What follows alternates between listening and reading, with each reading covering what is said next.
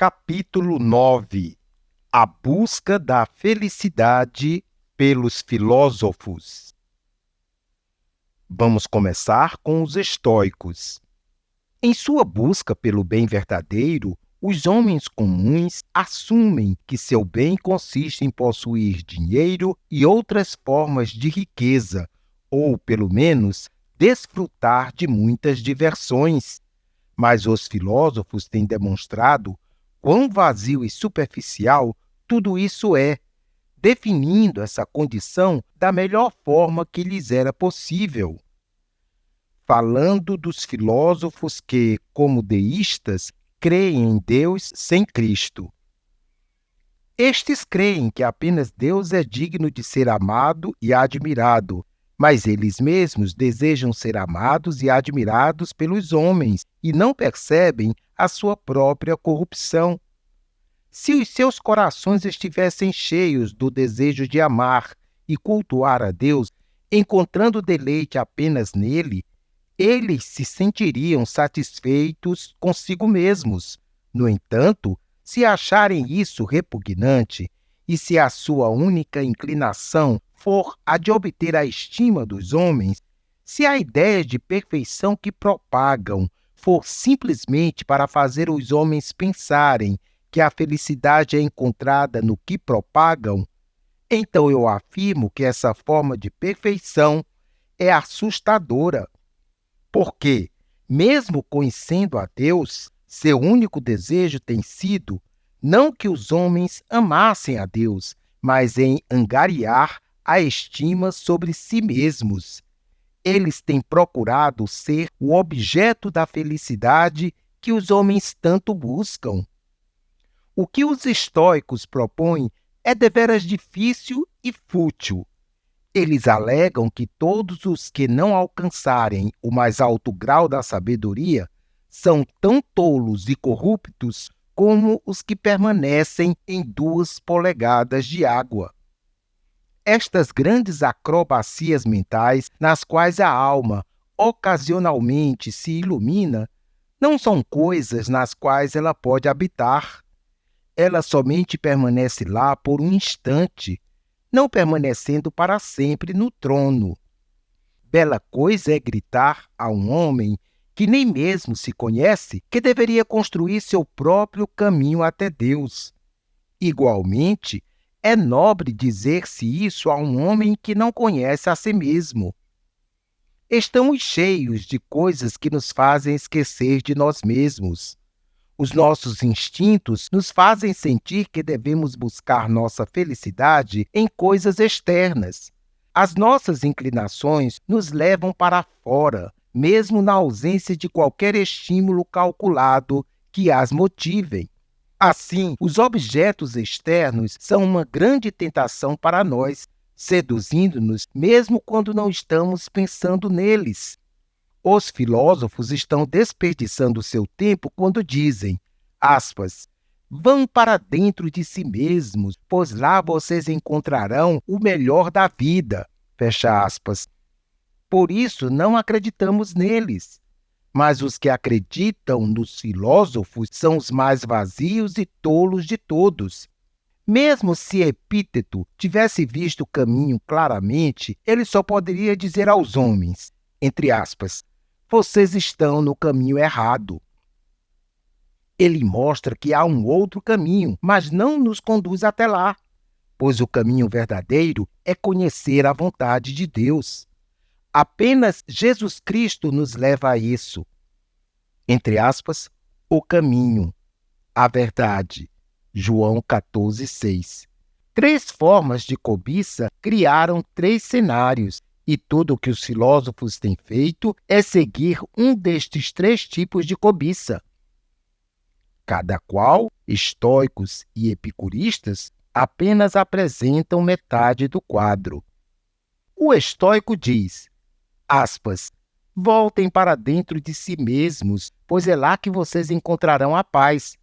Fecha. Isto não é verdadeiro. Os outros afirmam, aspas, voltem-se para as coisas exteriores, busquem a felicidade em alguma distração, fecha aspas.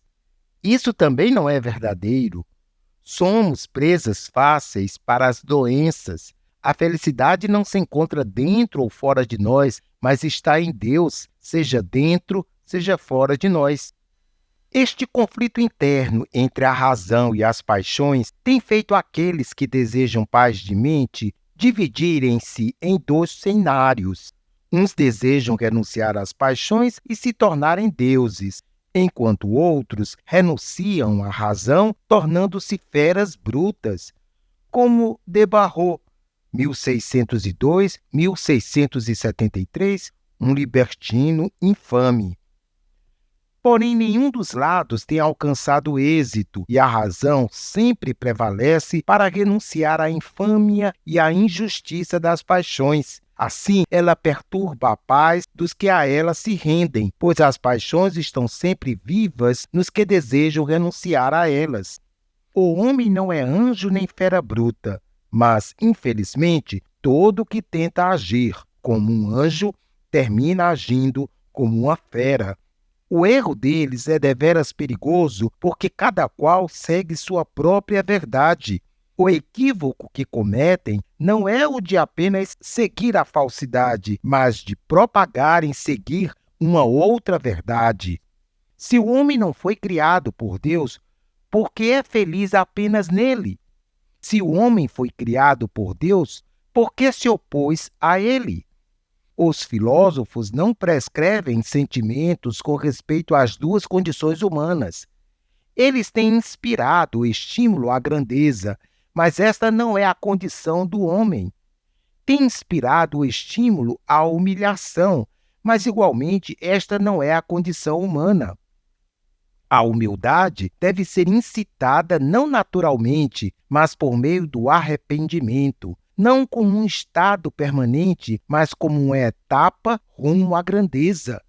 Deve haver encorajamentos quanto à grandeza, que sejam instigados não por méritos pessoais, mas por meio da graça, e que, após o estágio de humilhação, cessem.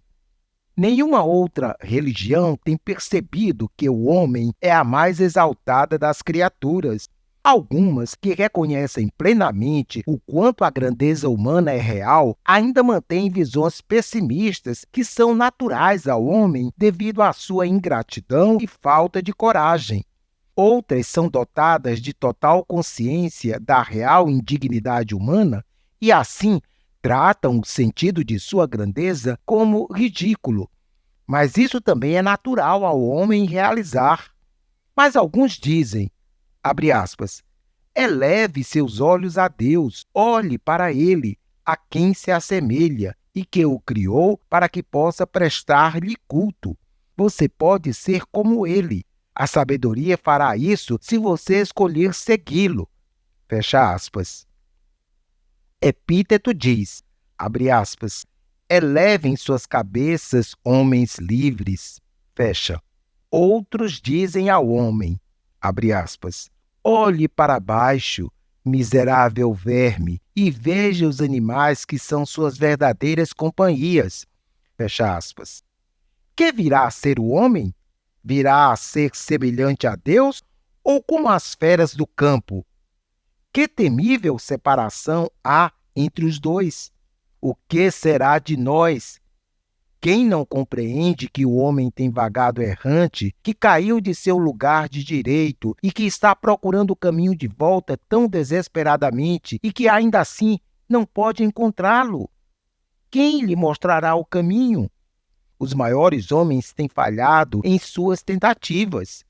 O homem não reconhece o lugar que deveria ocupar.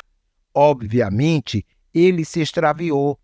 O ser humano caiu de seu verdadeiro status e não pode encontrá-lo novamente. Desse modo, ele busca em todos os lugares ansiosamente, porém em vão, em meio à profunda escuridão.